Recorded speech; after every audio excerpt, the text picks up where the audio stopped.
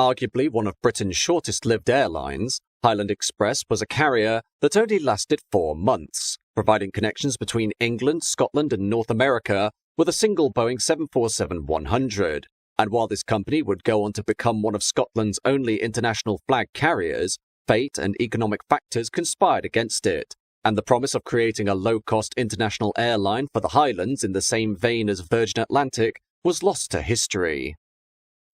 The story of this obscure airline begins with Anglo-American barrister Randolph Fields, who took an interest in creating an airline that would form a successor to Laker Airways, which had collapsed in February 1982 following financial instability caused by the impact of the Iranian Revolution in 1979, while predatory pricing and conspiracy by the established transatlantic carriers, such as British Airways, British Caledonian and Trans World Airlines, eventually sealed its fate. While Laker Airways had ceased to exist, the airline's former landing slots and routes from London Gatwick to Newark remained, and Fields quickly formed a new airline called British Atlantic Airways to buy them, though due to him not having the funds to purchase aircraft, British Atlantic would exist as a paper airline. Eventually, Fields turned to the Virgin Group, which had been founded in 1972 as a record label by aspiring business magnate Richard Branson, with interest in Fields' proposal for a revived low-cost carrier, leading Branson to accept his offer of forming an airline, but with no prior expertise in the aviation industry, ex-Laker Airways pilot Alan Hellery was hired to help get the company formed. The result was the creation of Virgin Atlantic Airways in 1984, but the direction in which the company was intending to go soon caused divisions, with Fields proposing that the carrier be an all-business class venture, while Branson desired an airline that would follow the same path as Laker Airways through low-cost transatlantic travel. While Fields had been made chairman of Virgin Atlantic, and thus controlled the day-to-day operations of the carrier, his continued disagreement with Branson on the airline's proposed corporate direction meant he soon split from the firm, though he was granted £125,000 in compensation, equating to £393,385 in 2024, while also being allowed unlimited free travel on any Virgin flight, as well as maintaining a 25% share in the Virgin Atlantic company until this was bought for £1 million in 1985, or £3.14 million in 2024. Still determined to create his own airline, Fields used his compensation from Virgin to form Highland Express, a transatlantic carrier that would be based around a Scottish theme, attempting to provide a unique selling point, the carrier being created in late 1984 and would fly under the call sign Tartan, with the proposal for Highland Express being to form a connecting transatlantic service between Scotland, the United States and Canada, with flights starting at English airports before stopping over at the Prestwick Airport south of Glasgow. For the first year of its existence, Fields set about determining the potential spread of the service and considered 2 initial destinations, Newark Airport in New Jersey and Toronto Pearson Airport in Canada, the origins of Highland Express flights in England being from London Stansted Airport and Birmingham Airport in the West Midlands. Much like Virgin Atlantic, Highland Express was to be formed with 1 aircraft, the purchase of which would be funded by the £1 million payment Fields had received through the sale of his remaining shares in Virgin Atlantic, with the airliner ultimately chosen being former American Airlines Boeing 747-123 November 9669, which had been delivered new in 1970 before being retired by American in May 1984 and sold to the Citicorp holding company.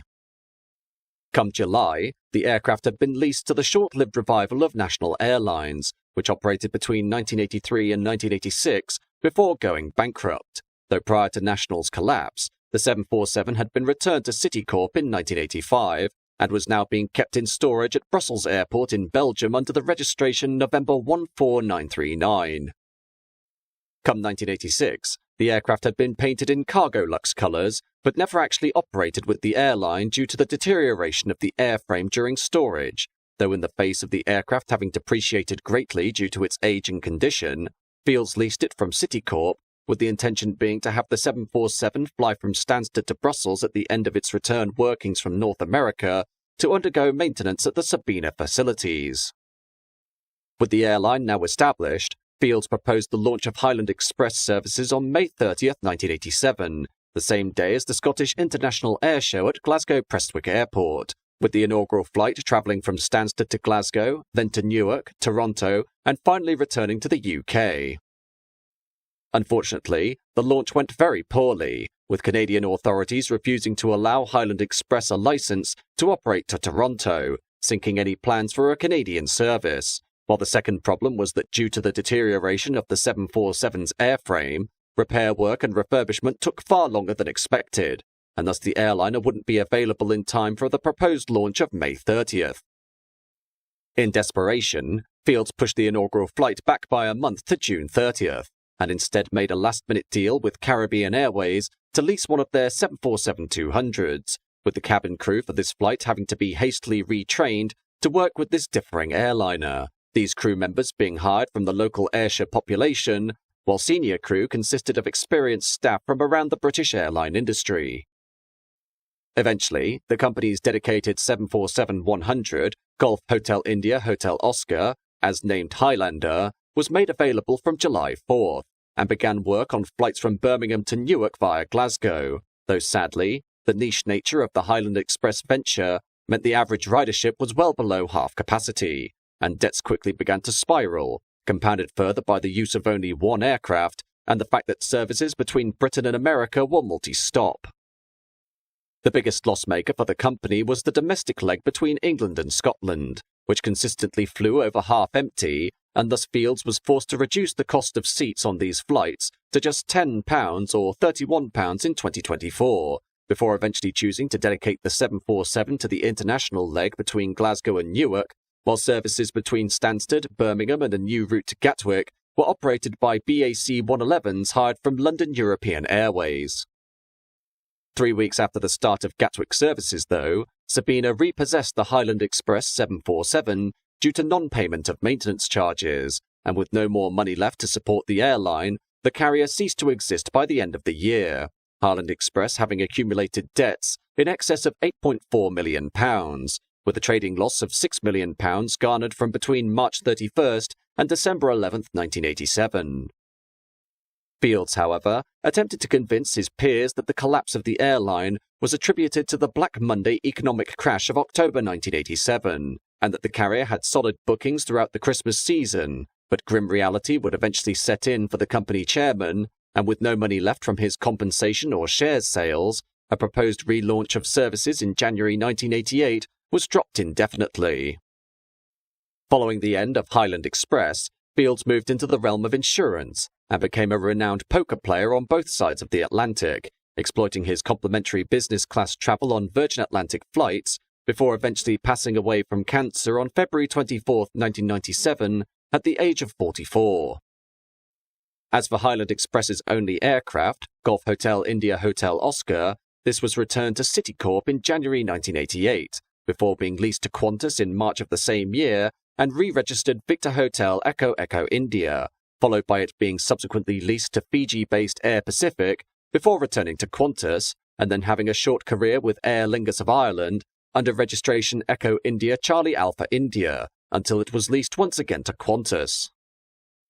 In the greatest irony of all, the aircraft found its way into the fleet of Virgin Atlantic from 1990, initially being leased and re-registered to Golf Victor Mike India Alpha and christened the name Miami Maiden, Virgin eventually buying the aircraft outright and renaming it to Spirit of Sir Freddie, a homage to the man who had started the concept of British low-cost international carriers, before eventually being withdrawn in January 2000 and parted out in March of the same year.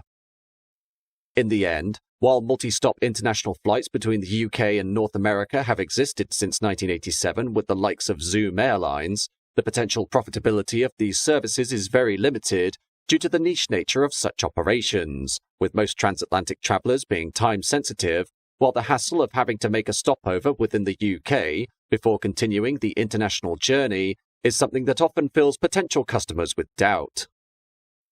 With the existence of many direct services across the Atlantic, both by more expensive legacy carriers and low-cost airlines, even in the 1980s, the proposed business strategy of Highland Express made little economic sense, and was ultimately doomed to a rapid demise.